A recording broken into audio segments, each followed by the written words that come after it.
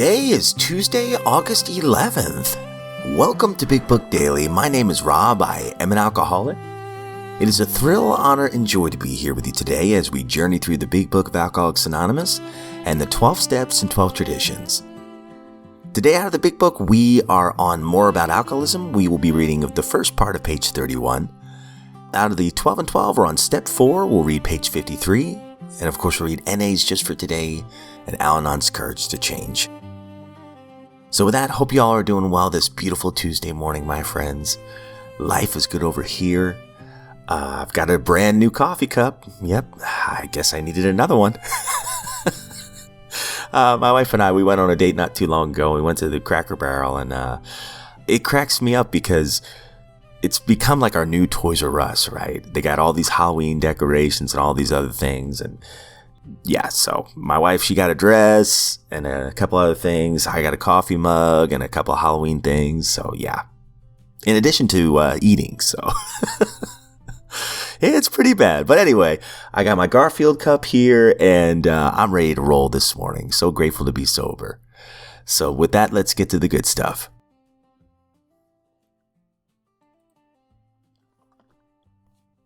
All right, my friends. So if you recall from yesterday's reading out of the Big Book, More About Alcoholism, man, this described me perfectly in a sad way. I always wanted to be able to drink normally toward the end, but I couldn't. Yeah, talking about the obsession of every abnormal drinker, that we could drink like other people. But we learned that idea had to be smashed, at least for me, it had to. So we're going to read the next paragraph on page 31. We're a little ahead of the game, so we won't read the whole page today. Despite all we can say, many who are real alcoholics are not going to believe that they are in that class. By every form of self-deception and experimentation, they will try to prove themselves exceptions to the rule, therefore non-alcoholic. If anyone who is showing the inability to control his drinking can do the right about face and drink like a gentleman, our hat's off to him. Heaven knows we've tried hard enough and long enough to drink like other people.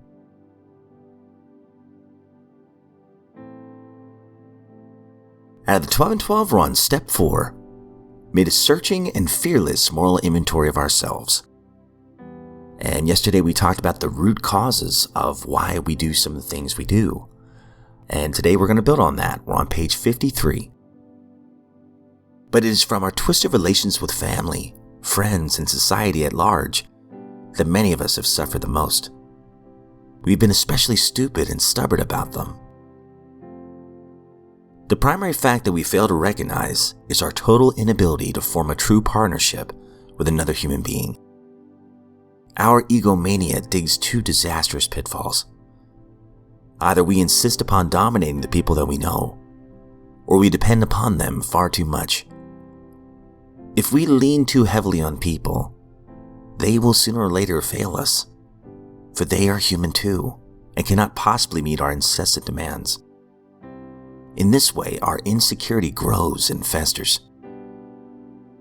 When we habitually try to manipulate others to our own willful desires, they revolt and resist us heavily. Then we develop hurt feelings, a sense of persecution, a desire to retaliate. As we redouble our efforts at control and continue to fail, our suffering becomes acute and constant. We have not once sought to be one in a family, to be a friend among friends, to be a worker among workers, to be a useful member of society. Always we try to struggle to the top of the heap, or to hide underneath it. This self-centered behavior blocked a partnership relation with any one of those about us. Of true brotherhood, we had small comprehension.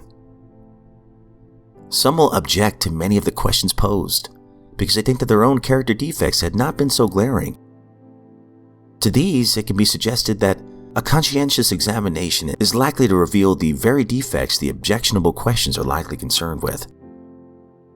Because our surface record hasn't looked too bad, we have frequently been abashed to find that this is so simply because We have buried these self-same defects deep down in us under thick layers of self-justification. Whatever the defects, they have finally ambushed us into alcoholism and misery. Therefore, thoroughness ought to be the watchword when taking inventory. In this connection, it is wise to write out our questions and answers. It will be an aid to clear thinking and honest appraisal. It will be the first tangible evidence of our complete willingness to move forward.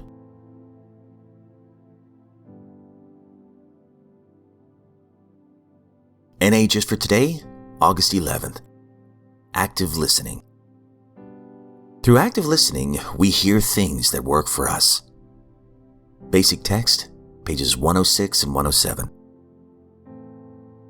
Most of us arrived at Narcotics Anonymous with a very poor ability to listen.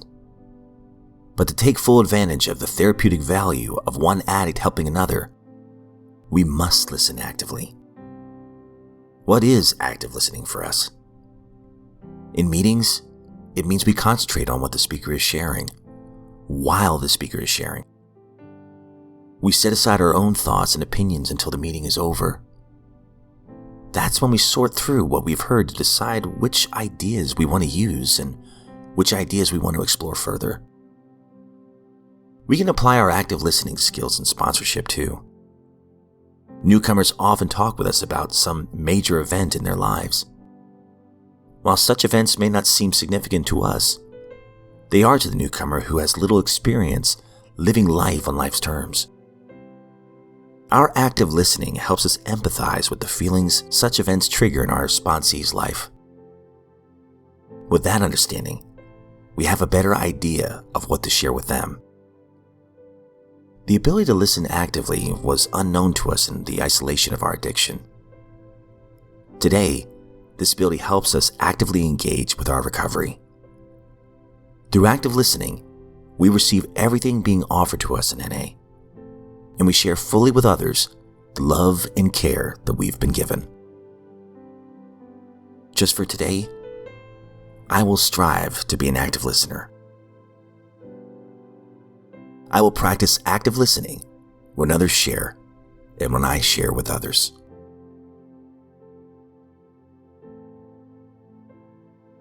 Al-Anon's Courage to Change, August 11th.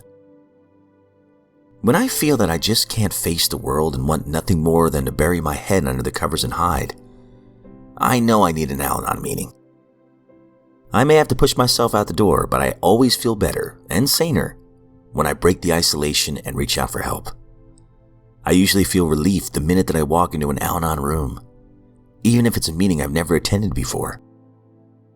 I find a healing, comforting power in these rooms, a power greater than myself. And because my higher power speaks through other people, I often hear exactly what I need to hear. We all go through periods of sadness, lethargy, and grief. That's part of life. But depression can become a habit that perpetuates itself, unless I intercede by acting on my own behalf. Al-Anon cannot solve every problem, and if depression lingers, I may want to consider seeking professional help. But more often than not, what I need to do is bring my body to an Al-Anon meeting. I know that no matter how I feel, when I take an action to get some help, I make myself available to the higher power in these rooms. Today's reminder: when in doubt, I will go to an Al-Anon meeting and invite my higher power to do for me what I cannot do for myself. Quote from In All Our Affairs: there are times when I have to hurt through a situation, and when this appears, the choice is not whether to hurt or not to hurt, but what to do while I'm hurting.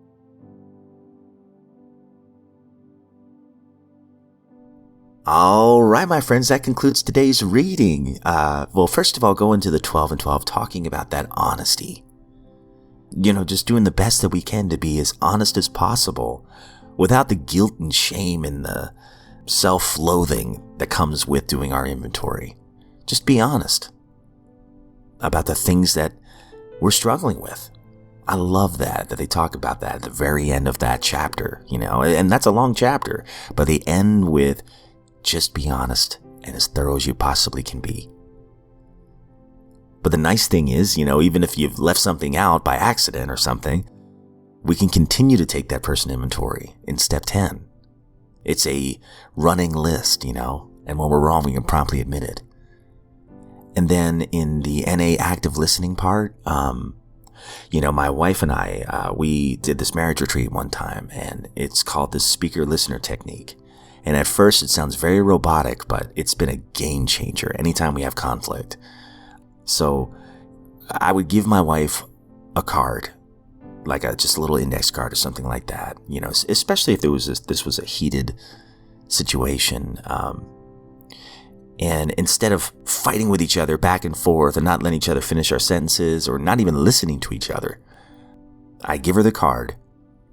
She has to speak her piece of what she's feeling and everything like that, or whatever the conflict might be, her side of it, right? My job is not to interrupt. I have to be absolutely quiet and really process what she has to say. And then she gives me the index card back. Before I can say anything else, I have to repeat my understanding of what she said. So I might say so I'm hearing you say this. And then I even ask her, is that correct? And sometimes my interpretation of what she said isn't correct, and she clarifies, right? So that forces me to really process what they're saying before I come up with any reply, right? And then when she confirms or denies that, or clarifies what she said, then I speak. And that forces us to really understand where each other's coming from. Instead of me having a rebuttal planned and I already got my comeback and I'm not even listening to a word she says. Because in the end, all my wife and I want is connection, to understand each other and be a team, And then finally in the Al-Anon reading, talking about going to those meetings, even in those hard times, or especially in those hard times. Now, this one's hitting hard this week because I did not go to as many meetings this week as I normally do. I had some work obligations, but I'll also be honest, I was exhausted. And it's kind of a bummer because who knows what I missed out on when I didn't go to the meeting this week. And I kind of knew it. I was like, I should have just forced myself to go. Because every time that I did, what is it that we talked about a while ago? When the body moves first, then the brain will follow, or something like that. When I did act my way into it, I'm always blessed. It always seems to be exactly what I need to hear that day. And just like the reading says, my higher power does speak through the people in the meeting. It's incredible. And then I get to be of service to others while I'm there. So I regret that. I didn't make the right choice with that. So Saturday, that's my normal meeting that I go to. I'm going. And I'm going to hold myself accountable.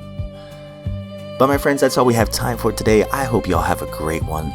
Please know, as always, I don't speak on behalf of NA, Al-Anon, AA, any other sect or denomination. I'm just a joyful drunk in this lifeboat of recovery, honored to be here another day.